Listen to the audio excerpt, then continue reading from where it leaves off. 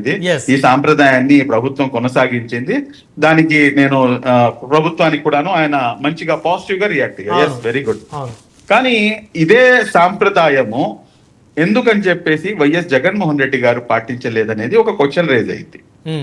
మీ ఇంటి నుంచి నా ఇల్లు ఎంత దూరమో నా ఇంటి నుంచి మీ ఇల్లు అంతే దూరం కదా సార్. అవును, 100%. సాంప్రదాయం అనే వ్యక్తి ఏంటంటే నేను చెప్పదలుచుకుంది అదేదో ఇటువంటి అంశాల్లో కాదు. ఈ దేశం, ఈ రాష్ట్రం యొక్క 5 కోట్ల మంది ప్రజల యొక్క కలల రాజధాని అమరావతి. దాన్ని ఎందుకని చెప్పేసి ఆ సాంప్రదాయాన్ని మీరు కొనసాగించలేకపోయారు?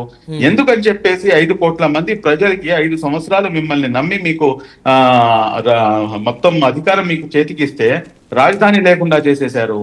కాబట్టి దీనిపై కూడాను ఒకసారి పునరాలోచించుకోవాల్సినటువంటి అవసరం ఉంది. మనం చెప్పినటువంటి మాటలు ఏమిటి, మనం చేసింది ఏమిటి అనేది కూడాను ఆలోచించుకోవాలి. దయచేసి మీరు దీన్ని విమర్శగా తీసుకోవాల్సిన అవసరం లేదు, కానీ ఇది నా సూచన మాత్రమే.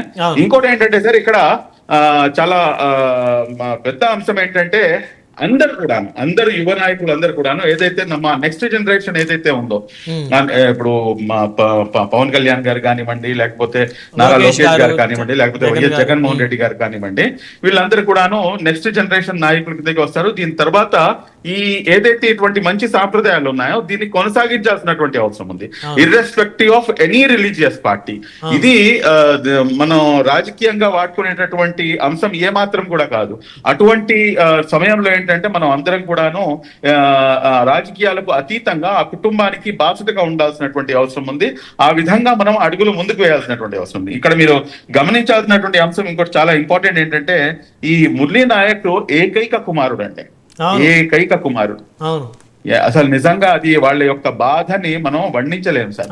22 సంవత్సరాలు అతనికి, 22 సంవత్సరాలు అంటే ఏంటి సార్? అటువంటి పరిస్థితి ఒక ఎనిమికి కూడాను రాకూడదు అని చెప్పేసి మనం కోరుకుంటాము. కానీ ఈ దేశం కోసం 22 సంవత్సరాల వయసులో అతను ప్రాణత్యాగం చేశాడు. నిజంగా ఈ 5 కోట్ల మంది ఆంధ్ర రాష్ట్ర ప్రజలు మాత్రమే కాదు, యావత్తు దేశం మొత్తం కూడాను మురళీ నాయక్ లాంటి వాళ్ళకి ఖచ్చితంగా రుణపడి ఉంటుంది. కేవలం మురళీ నాయకే కాదు, మురళీ నాయక్ లాంటి ఇంకా అనేక మంది అసలు బాసారు మొన్న జరిగినటువంటి ఆపరేషన్ సింధూర్ లో. ఖచ్చితంగా ఈ దేశం మొత్తం కూడా రుణపడి ఉంటుంది సార్. రైట్. గాదే గారు,